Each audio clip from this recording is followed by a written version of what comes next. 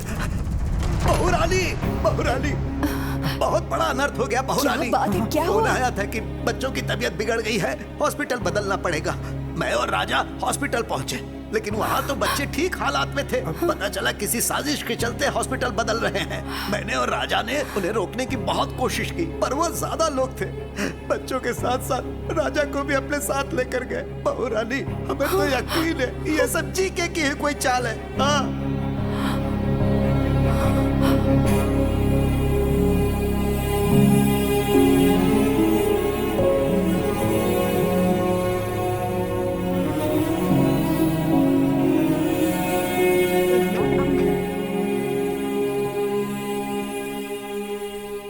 भाभी की इतनी मिस कॉल्स। हाँ भाभी। मेरी बात सुनो, आज कोर्ट में तुम्हारे भैया के केस की हियरिंग है, फाइनल हियरिंग। मुझे तुम्हारी जरूरत है।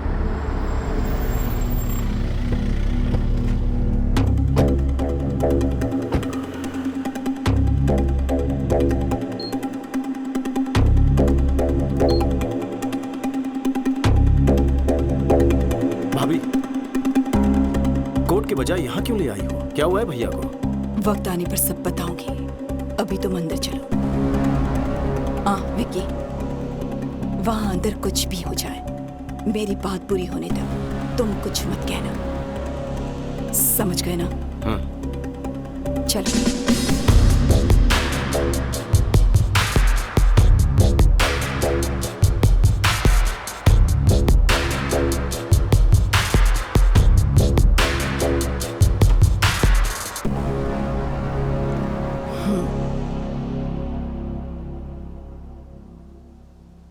पापा राव, मेरे पति कहाँ हैं? जवाब दीजिए कमिश्नर साहब। आज सजा मिलना तय था, इस डर से भाग गया होगा। कोर्ट का फैसला आते ही चूहे को उसके बिल से ढूंढ निकालेंगे। झूठ बोलने की भी हद होती है। बच्चों की आड़ में मेरे पति को हॉस्पिटल में बुलवाकर वहां से उन्हें किडनैप करवाकर कहीं ले गए। पुलिस ने अभी तक कोई एक्शन नहीं लिया है, मतलब कि वो भी तुमसे मिले हैं। अब तुम्हें सच पता नहीं होगा, कहाँ है मेरे पति? एक बार दामाद जी केस जीत जाएं, फिर मैं उसे भी ढूंढ निकालूंगा। वो शर्म की वजह से कहीं ट्रेन के सामने न कूद जाए। अब राजा राम का कोई बेटा तो है नहीं, उसकी चिता को आग देने का शुभ कार्य भी उसी के हाथों करवा लेना।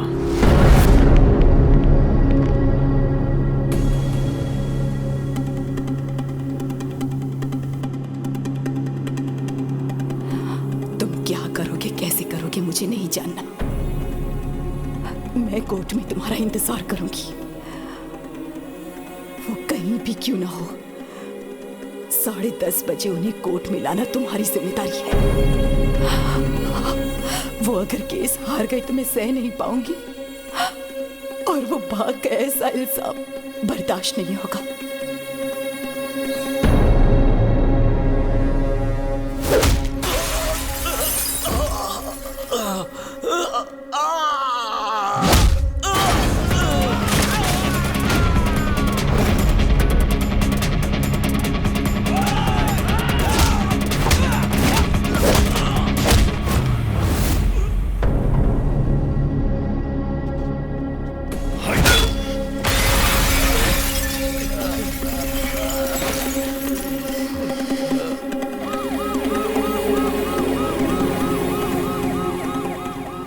जज साहब पहुंच चुके हैं। राजा राम जी अभी तक नहीं आए, कहीं कुछ गड़बड़ ना हो जाए।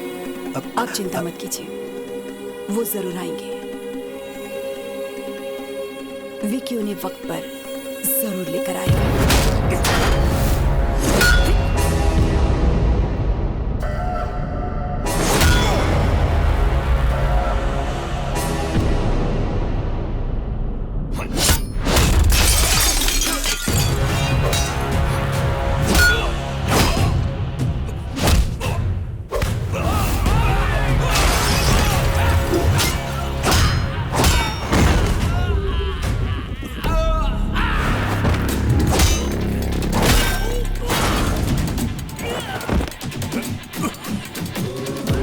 भैया, भैया, आप ठीक है ना? भैया, अगर एक कदम भी आगे बढ़ाया तो इन बच्चों को दोबारा नहीं देख पाएगा। हाँ? अरे आना, हिम्मत है तो आना। नहीं। आगे बढ़ने से पहले इन्हें देख ले। कैसे तड़प रहे हैं ये सब। आजा।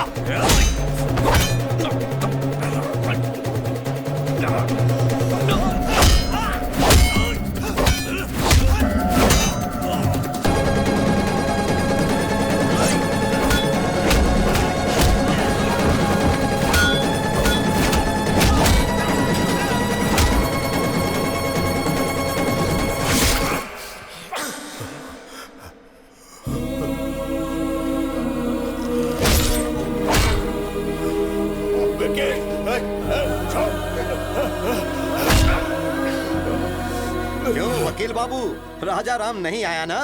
जाकर कोई और केस लड़ो। हेलो मैडम, तेरा पति भगोड़ा है, नहीं आया ना? भगोड़ा है वो, भगोड़ा।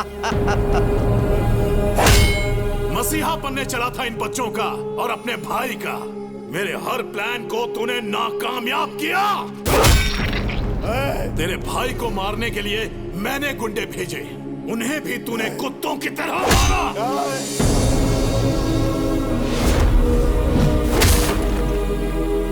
जब तेरा भाई फैमिली के साथ यज्ञ कर रहा था, मैं तभी उन सब की समाधि बना देता, लेकिन वहां पर भी तू ढाल बन गया। तेरी मौत किस तरफ से आएगी कोई नहीं जानता। मेरे रहते तू मेरी फैमिली को टच भी नहीं कर सकता, उनके चेहरे की खुशी नहीं मिटा सकता। मुझे चैलेंज किया था ना, मैंने जो शादी रुकवाई तूने वो भी करवा दी। समधी जी ने कहा है कि 2 दिन में एंगेजमेंट कर लीजिए। मुखर्जी को यहाँ बुलवाकर बैल राजू को भी हमने ही मरवाया, और तभी तुम्हारी कमजोर नब्ज मेरे हाथ लग गए।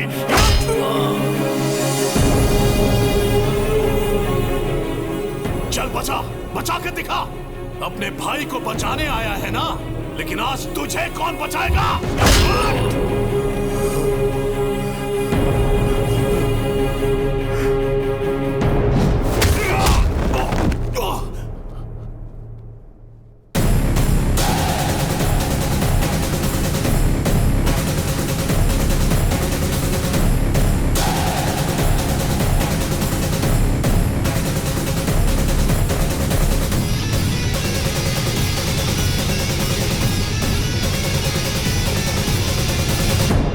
सही था विकी। पाप करने वाले को पुण्य का पाठ पढ़ाना और अधर्म करने वाले को धर्म के बारे में समझाना मंजूर है।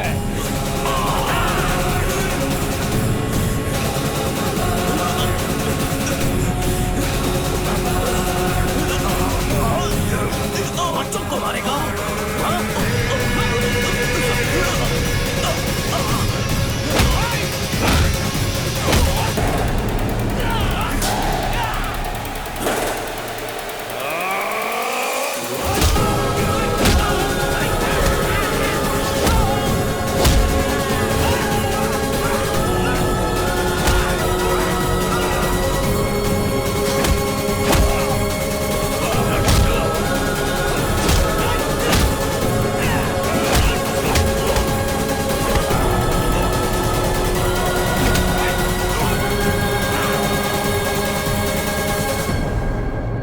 माय लॉर्ड, आज केस की लास्ट हियरिंग है, शायद इसीलिए कोर्ट में आने से कतरा रहे होंगे। वो केस हारेंगे सजा से बचने के लिए शायद अब तक इस स्टेट से या फिर देश छोड़कर भागने की फिराक में होंगे। रिपोर्टर मैडम, खबर मुझसे सुन लो, वो भाग गया। ऑडियंस को ब्रेकिंग न्यूज दे दो।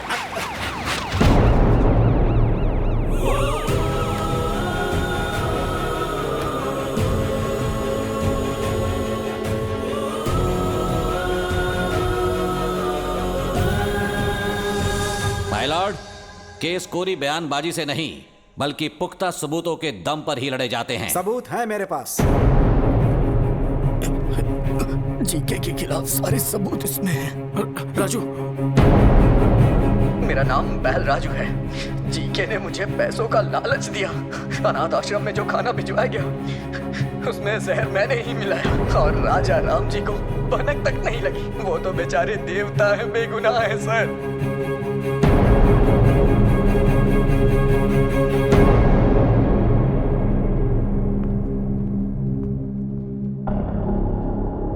माय लॉर्ड, मैं हूं महेश। जीके फूड कंपनी में मैंने एज अ फूड साइंटिस्ट काम किया है। उनके प्रोसेसिंग यूनिट से आने वाला हर एक प्रोडक्ट मिलावटी है। अच्छे टेस्ट के लिए और ज्यादा दिन तक प्रिजर्व रखने के लिए वो हानिकारक केमिकल्स उसमें मिलाते हैं और फिर लैब में टेस्ट करने के लिए भेजते हैं। इसमें बच्चों के भी प्रोडक्ट शामिल हैं सर। ये सब कुछ मुझसे देखा नहीं जा रहा था और इस बात के लिए मुझे और मेरे परिवार को मारने की धमकी भी दी गई है। माय लॉर्ड, अपनी प्रॉपर्टी या जायदाद बचाने के लिए या शेयर के भाव बढ़ाने के लिए, अपने होटल की शाख बढ़ाने के लिए ये सब नहीं कर रहा हूं मैं, बल्कि हमारे लिए, हमारे बच्चों के लिए, आने वाली जनरेशन के लिए ये जंग लड़ रहा हूं। लफ्जों से अच्छा खेल खेल लेते हैं। ये राजा राम अपने कॉम्पिटिटर जीके के प्रति रोज नए षड्यंत्र रच रहे हैं। इसमें षड्यंत्र क्या है? जीके के बनाए प्रोडक्ट्स खाकर हजारों बच्चों को कैंसर हो चुका है। यह भी निजी मामला लगता है क्या? रुकिए, आपको जो भी कहना है कटघरे में आकर कहिए। My lord, what we eat is what we are. जैसा हम खाएंगे वैसे हम बनेंगे। माँ के दूध से ज्यादा बच्चे मिल्क पाउडर पीते हैं। घर के खाने के बजाय बिस्किट, चॉकलेट सिरप, आइसक्रीम्स खाते हैं। बाहर पिज्जा बर्गर खाते हैं और उन सब चीजों में ये मिलावट करते हैं। Nature identical flavour, substance, thickness, preservative, danger जैसे वार्निंग्स को छोटे छोटे अक्षरों में लिख दिया जाता है और हर घर में पहुंचा दिया जाता है। पैकेज फास्ट फूड खाने के बाद हमारे शरीर में ब्लड नहीं सर, केमिकल्स दौड़ रहे हैं।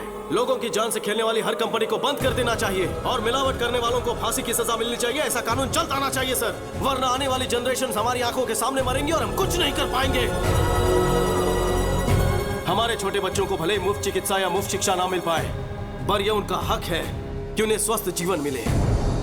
माय लॉर्ड, ये तो कोर्ट में नेता की तरह भाषण देने लगा। Stop it. इतनी अच्छी बातें तुम्हें भाषण लग रही हैं? वो अपने स्वार्थ की बातें नहीं कर रहा, वो समाज की भलाई और हमारे भविष्य की बातें कर रहा है। हर साल कोर्ट में इस तरह के केस आते हैं, पर ये केस पैसों की कमाई से कहीं हटकर है, समझ गए? अगर हमारे नेता बिजनेसमैन राजा राम की तरह सोचने लगे तो इस देश में हजारों बच्चे बीमार होने से बच सकते हैं, भविष्य सुधर सकता है। सबूतों और गवाहों को मद्देनजर रखते हुए जीके फूड्स को दोषी करार देती है और उसके हर एक प्रोडक्ट को बैन करती है। पुलिस को यह आदेश दिया जाता है कि वो फैक्ट्री को सील कर दे। साथ ही राजा राम पर लगाए गए सारे इल्जाम बेबुनियाद हैं और उन्हें बाइज्जत बरी किया जाता है। Court is adjourned.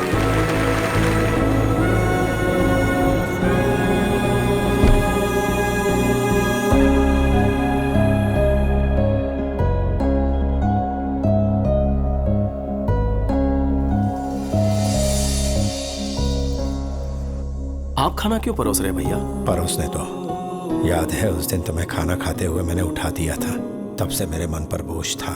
जेठ जी आप बैठिए ना, मैं सर्व करती हूँ, आप बैठ जाइए। विकी, ये लो तुम्हारी पसंदीदा करी, आराम से खाओ।